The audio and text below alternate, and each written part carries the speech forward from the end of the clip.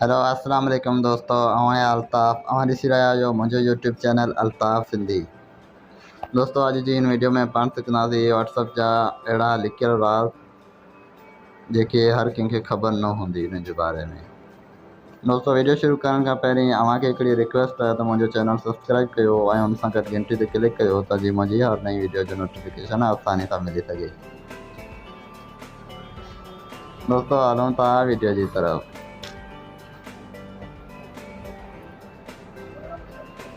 Open तो कयां G B WhatsApp के अव्हांखे ॾेखारियां थो। दोस्तों इतने अची चुका आहियूं। हिते असांखे वञिणो आहे सेटिंग में ऐं नंबर 1 ते सेटिंग लिखियल आहे, उते क्लिक करिणो आहे। उनखां पोइ सफ़ा मथे नंबर 1 ते प्राइवेसी एंड सिक्योरिटी हिते क्लिक करिणो आहे। हिते ॾिसी सघो था हिते उहे सभु लिकियल राज़ आहिनि जेके असांखे ख़बर न आहिनि। हिते नंबर 1 ते आहे फ्रेज लास्ट सीन। हिते अगर इनके ऑफ करे छॾींदा, अगर इनके ऑन कंदा त हिते अव्हां लास्ट सीन कंहिंखे बि शो कोन थींदो। जंहिं टाइम ते ही ऑन कंदा उहो ई टाइम हुते शो थींदो अव्हांजो लास्ट सीन। उनखां पोइ हिते आहे डिसेबल फॉरवर्ड मैसेज। ये मैसेज जो आहे हिते अगर कंहिंखे को बि मैसेज या वीडियो वग़ैरह फॉरवर्ड कयो था त उनके मथां लिखियलु हूंदो आहे फॉरवर्ड थियल आहे, त उहो हिते इनके ऑन करे वो ख़त्म करे सघो था।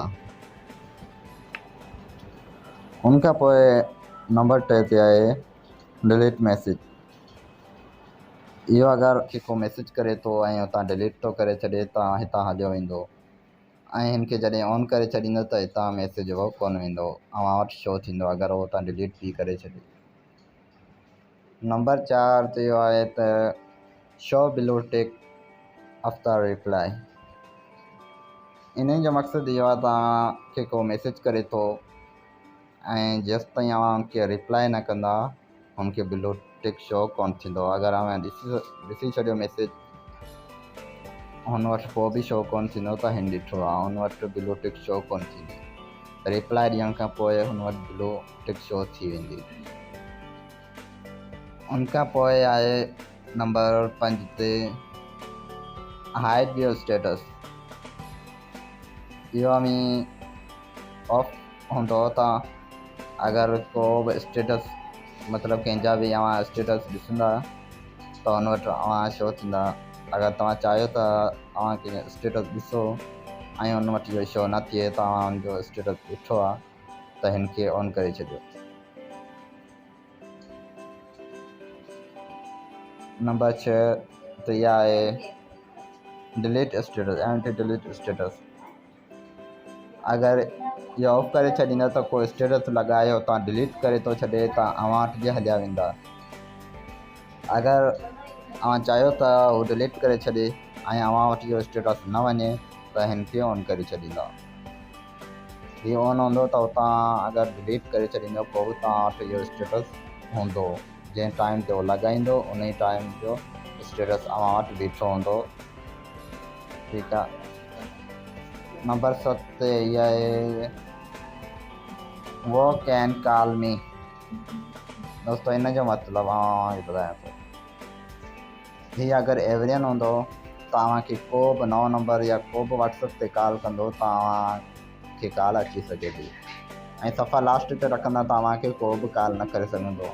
इहो इन करे आहे छो जो पबजी वग़ैरह खोॾो था या को बि कमु करियो था त तव्हांखे व्हाट्सअप ते को तंग थो करे, कॉल थो करे, त इन्हनि जे करे इनके अगरि नोबॉडी करे छॾींदा त तव्हांखे को बि कॉल कंदो कॉल कोन लॻंदी। उनखां पोइ हितां कॉन्टेक्ट खणी सघो था, जेके बि चाहियो तव्हां जंहिंजी कॉल अची सघे उहो हितां कॉन्टेक्ट खणी सघो था।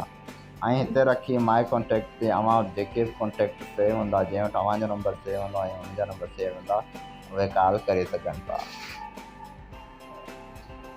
दोस्तों इहो आहे व्हाट्सअप जा लिकियल राज़ जेके मूं अव्हांखे ॿुधाया आहिनि। उमेद आहे त वीडियो पसंदि आई हूंदी। वधीक अहिड़ी वीडियो ॾिसण लाइ मुंहिंजे चैनल खे ज़रूरु सब्सक्राइब कंदा ऐं हुन सां गॾु ज़रूरु घंटी जे बटन ते क्लिक कंदा त जीअं मुंहिंजी हर नई वीडियो आसानी सां मिली सघे।